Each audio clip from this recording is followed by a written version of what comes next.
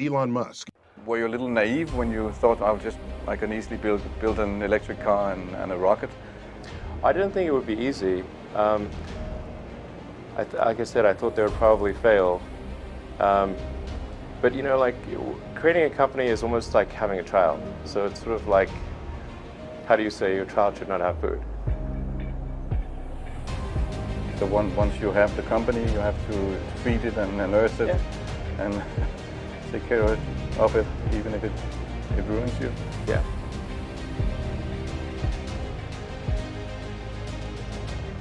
But suppose there were some tough times in 2008, end of 2008. How did you get through that period of crisis? Yeah. Can we just break for a second? Sure. You want to wait a little while? Yeah, sure hope it was worth it. Sure hope it was worth it. It's everything. And I was borrowing money from friends to pay the rent. Well, I mean, Tesla really faced a severe threat of death due to the Model 3 production ramp. Essentially, the company was bleeding money like crazy, and just if we didn't solve these problems in a very short period of time, we would die. And it was extremely difficult to solve them. How close to death did you come? Within single-digit weeks.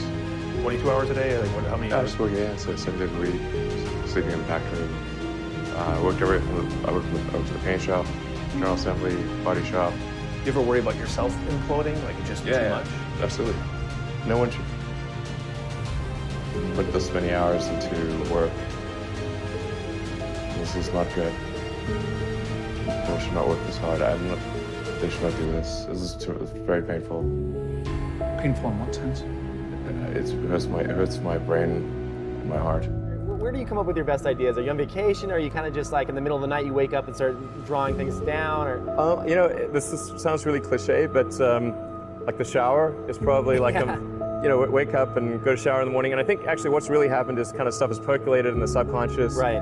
And it's not really occurring in the shower, but you're kind of getting the results of last night's computation, basically. Right. Whatever area that you get into, given that even if you're the best, there's always a chance of failure.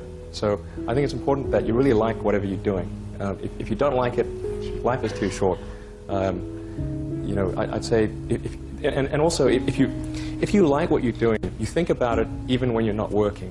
I mean, it's something that your mind is drawn to, and if you don't like it, you just really can't make it work, I think. When you had that third failure in a row, did you think, I need to pack this in? Never. Why not? I don't ever give up. I mean, I'd have to be dead or completely incapacitated. Starting a business, I'd say, number one is have a high pain threshold. That's it. There's a friend of mine who's got a good saying, which is that starting a company is like eating glass and staring into the abyss. Okay, that's generally what happens. Because when you first start a company, there's lots of optimism and things are great. And then, so happiness at first is high. Then you encounter all sorts of issues. And happiness will steadily decline. And then you'll go through a whole world of hurt. And then eventually, if you succeed, and in most cases you will not succeed,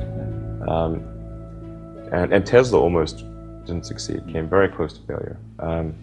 Then if you succeed, then after a long time you will finally get back to happiness. I think too is you got to make sure that whatever you're doing is a great product or service. It has to be really great. And I go back to what I was saying earlier, where if you're a new company, I mean, unless it's like some new industry or new market if it's an untapped market, then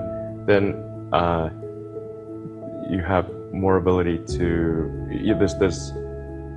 the standard is lower for your product or service. But if you're entering anything where there's an existing marketplace against large entrenched competitors, then your product or service needs to be much better than theirs. It can't be a little bit better, because then you put yourself in the shoes of the consumer and they say, why would you buy it as a consumer? You're always going to buy the trusted brand unless there's a big difference. So lot of times, you know, an entrepreneur will come up with something which is only slightly better, and it's not. It can't just be slightly better. It's got to be a lot better. Number 3, I'd say, is constantly seek criticism.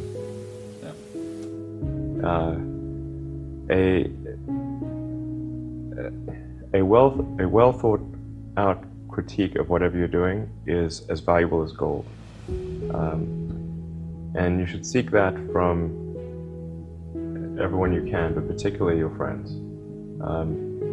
Usually, your friends know what's wrong, but they don't want to tell you because they don't want to hurt you. So lift you up, sort of.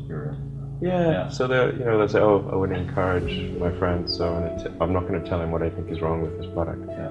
It doesn't mean your friends are right, but very often they are right, and you at least want to listen very carefully to what they say. And to everyone, if you're looking for, basically, you should take the approach that you're wrong. That you, the entrepreneur, are wrong. Your goal is to be less wrong.